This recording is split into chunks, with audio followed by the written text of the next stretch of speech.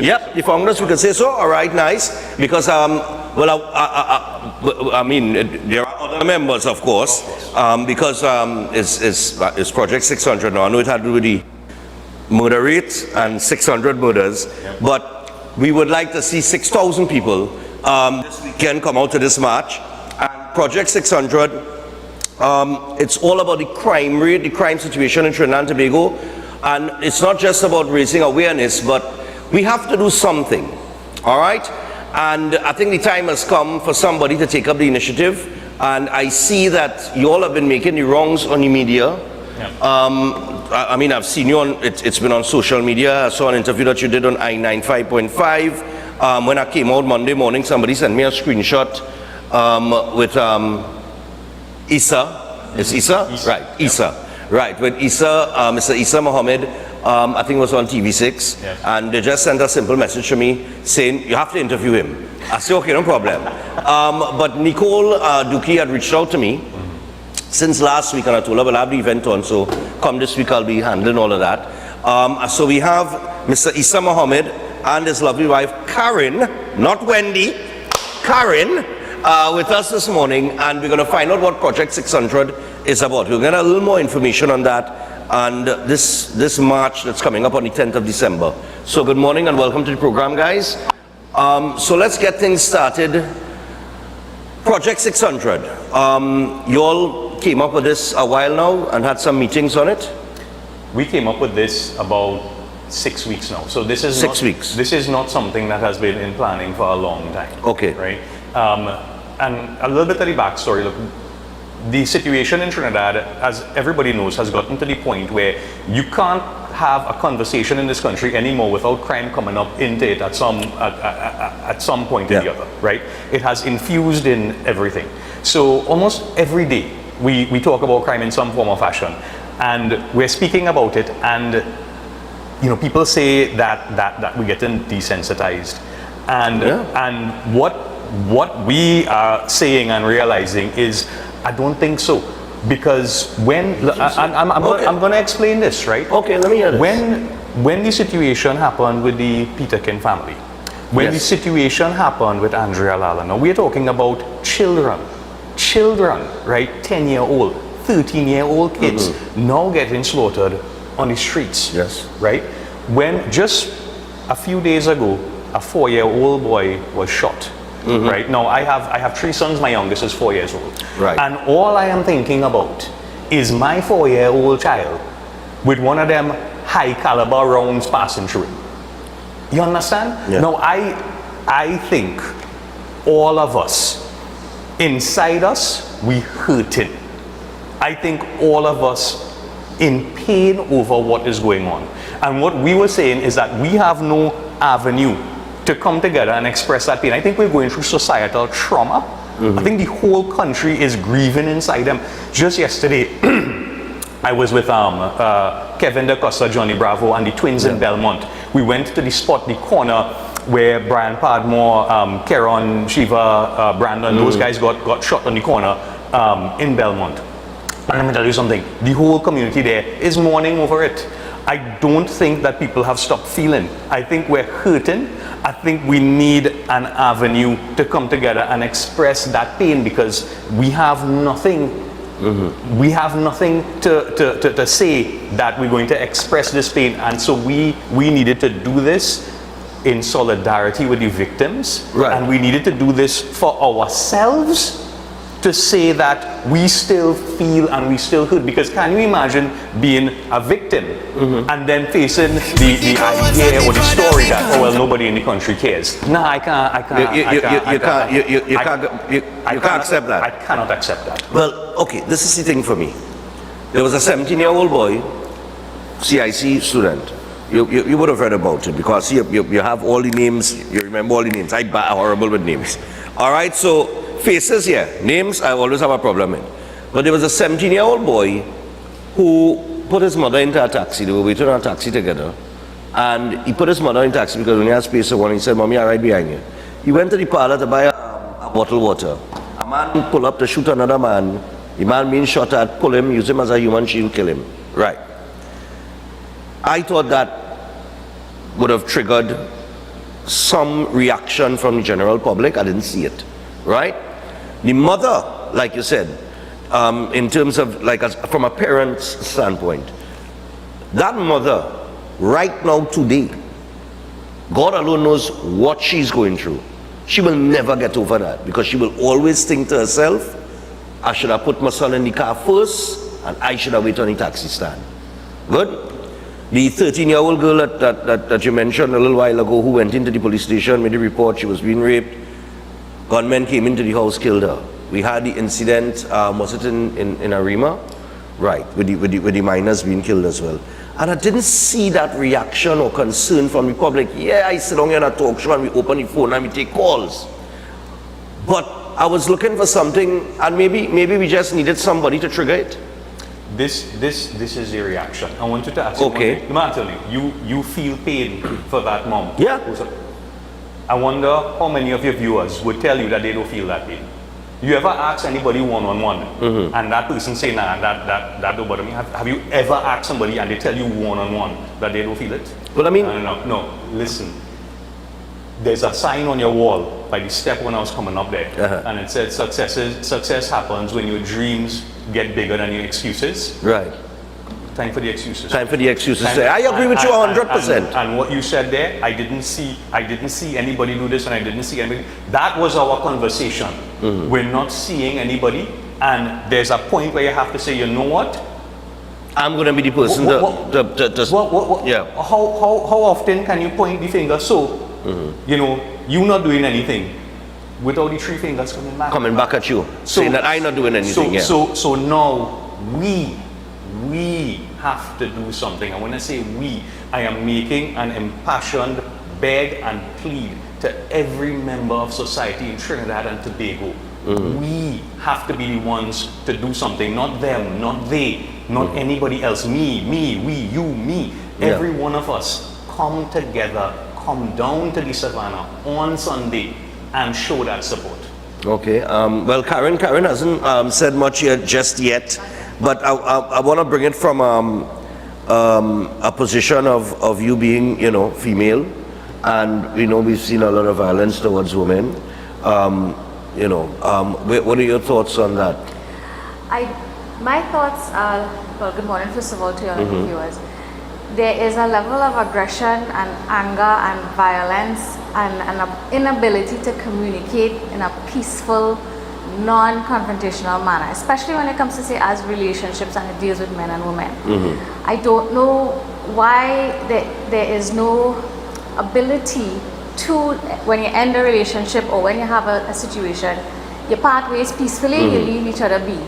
I don't know what is the cause for that type of reaction to things. And I think there needs to be a shift in how we deal with each other, how relationships are handled, how the you know, inability to communicate, how differences are managed, and that is a conversation that needs to happen in the long term.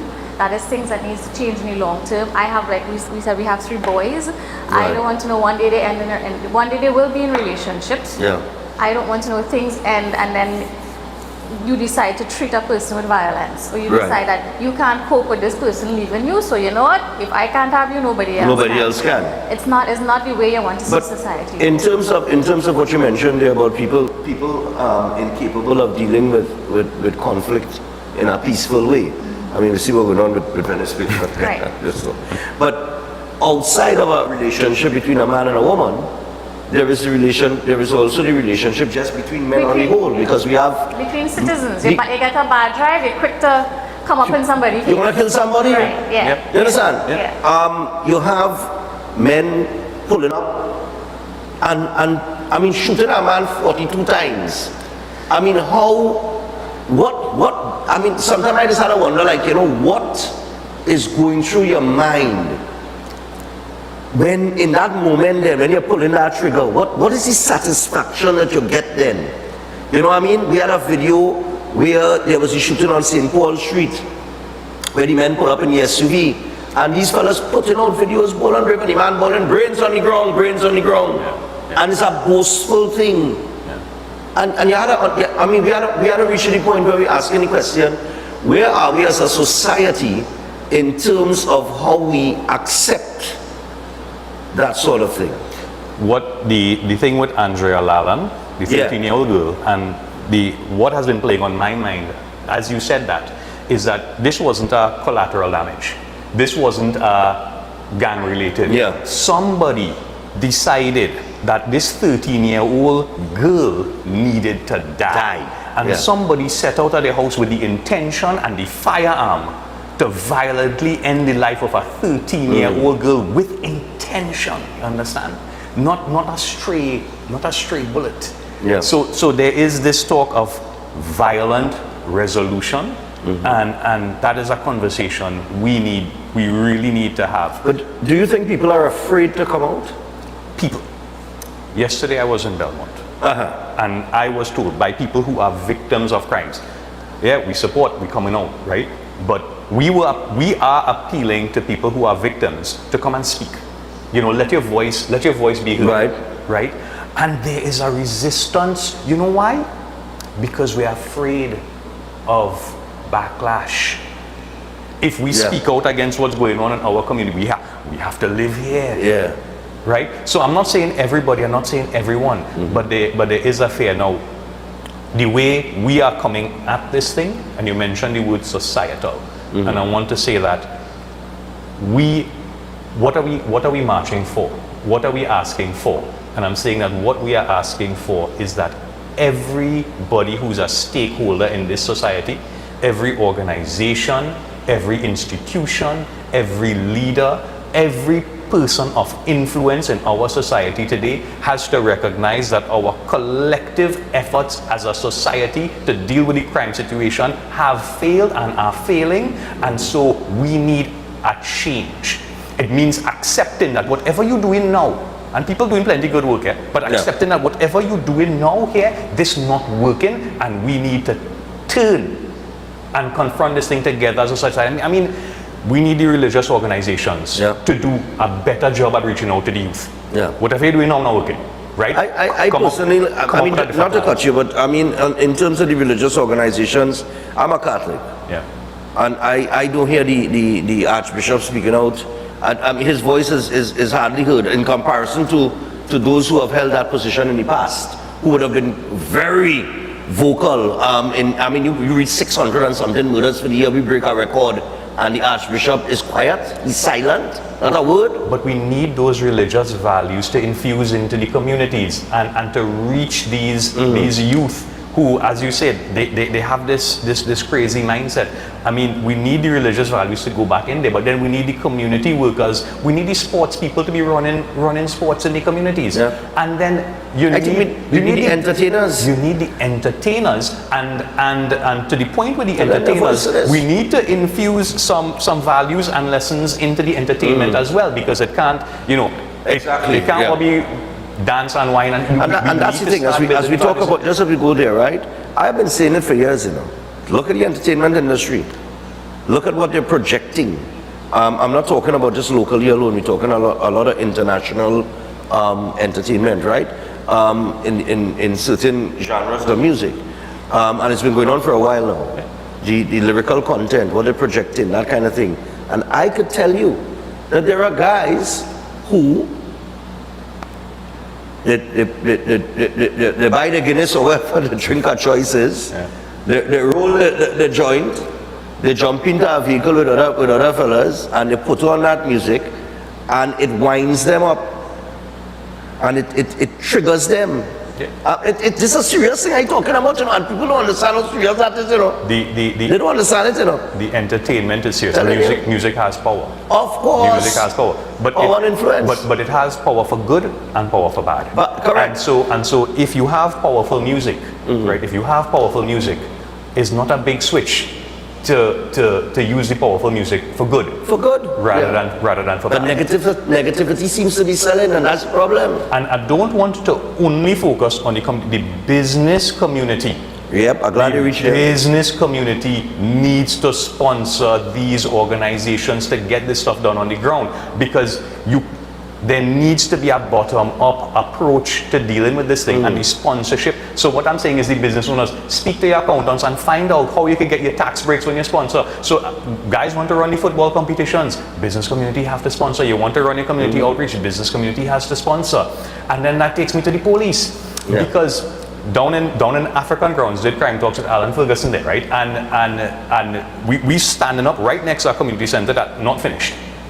Right? Hasn't been finished for, I don't know, a decade. And they used to run sweat on African grounds in evening football, right? But gunmen pass, shoot up the place, a young boy get killed.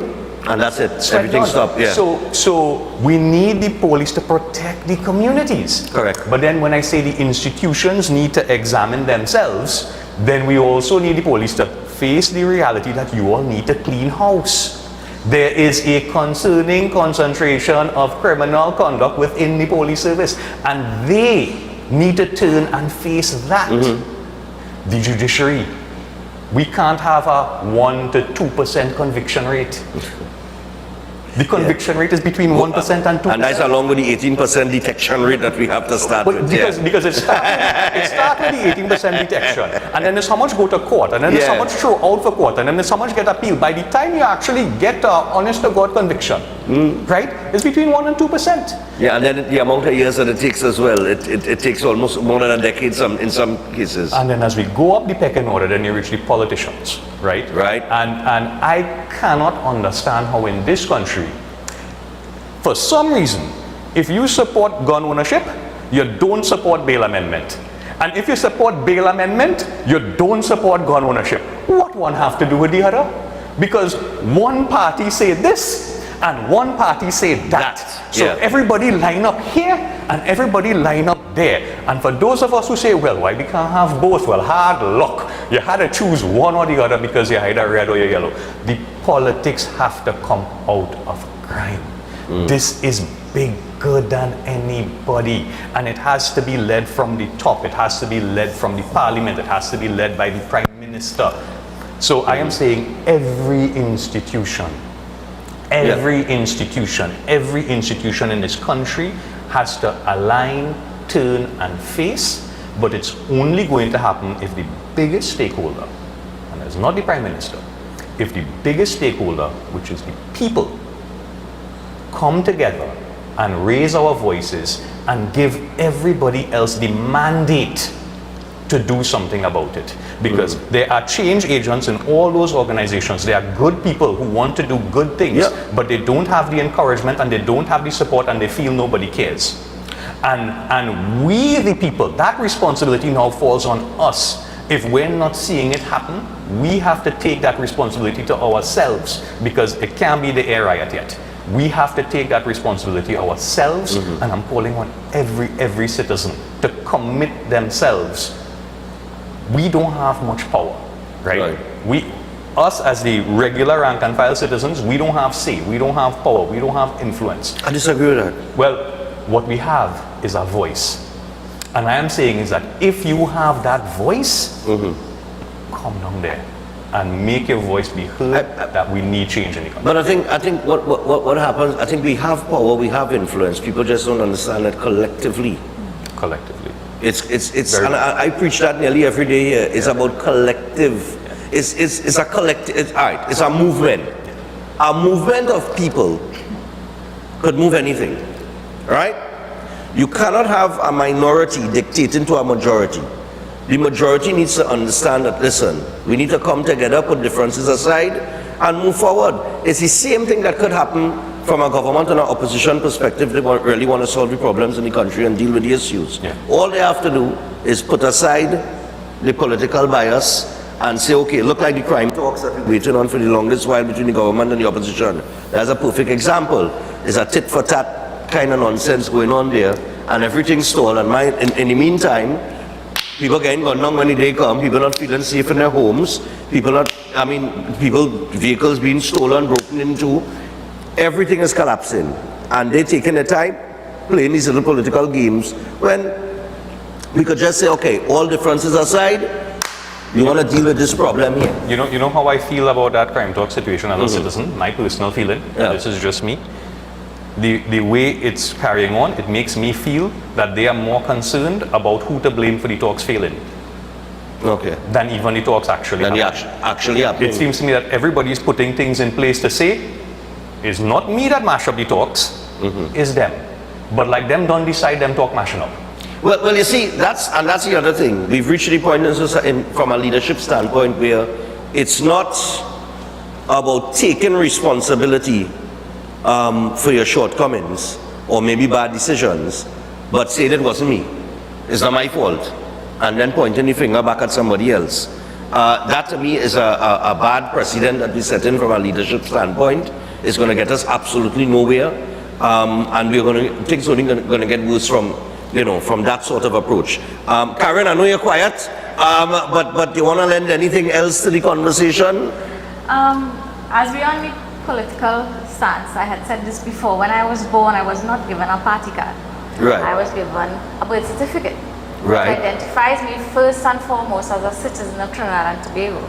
And I think it is our responsibility to hold our leaders accountable, number one. But number two, do what we can to help a situation, to move this country forward, to get this situation under control. So even if it just means going to the savannah, raising our voices, saying, look, we need to have this situation managed. I mean, we don't need to give solutions, they're there. I'm sure everybody, both sides are very much aware of what can be done. You can look to other countries for examples if you want, right? You can read the books, you can read the mandates, read the policies. Just get it done. That's all. Just get it done. So if we need to put that out there, we need to realize, like you say, we have voices. We need to use them more. You said recently, the last march we had was 18 years ago. People still talk about it. Why haven't we had one every year since? Right? To get things, not every year, but why haven't we had more of them to say, look, we are fed up of this. We can't keep going down this road. We want our sweet TNT back. Right? I want to be able to put my kids out in the road 5, 6 in the evening to ride a bicycle. Right. Everybody wants to do that without worrying about a bullet passing or somebody coming to harass them. We need to get that done. I could give you the ugly truth on that, Right? So... You want the ugly truth on that? Sure, tell me the ugly truth on that. You want the ugly truth on that? On why we haven't seen a march like that? Why? Because nobody and pay nobody to lead it. And that's You see this at the end of the day, that's what it is. We have to fight that talk. Who you're aligned with. We're not aligned with anybody. Money had to pass for somebody. Well, listen, man, this country is so rotten, right?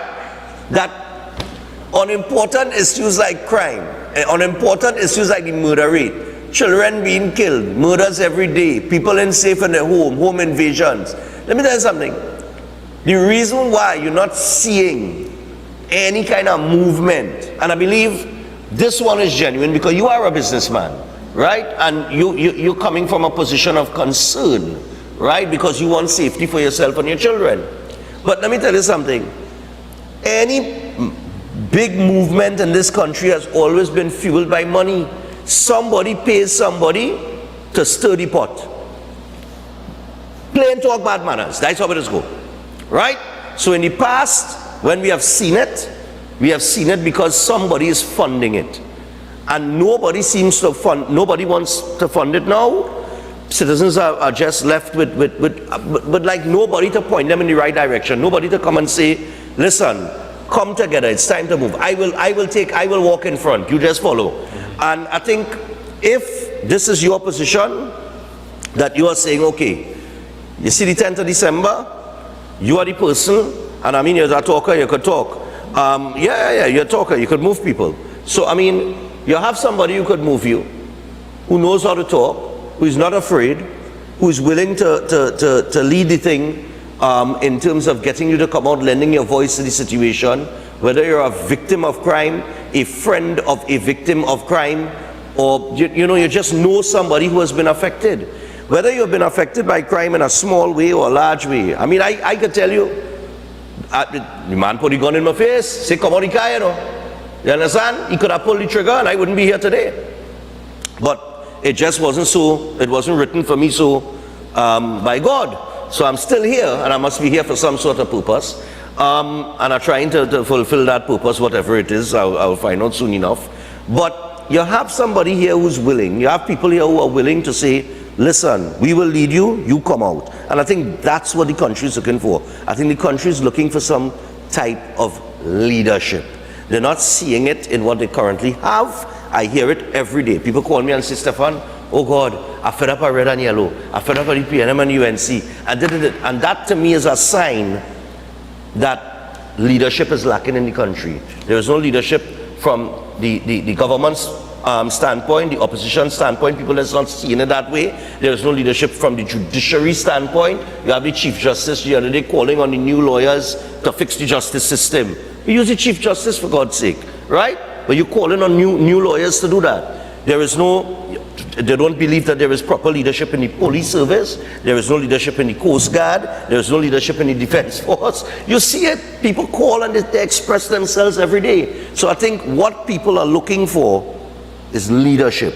And if that leadership presents itself in the right way, I think they will follow.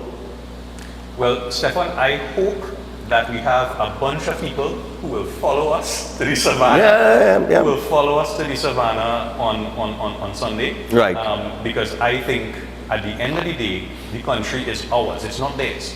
The country belongs to us, the people.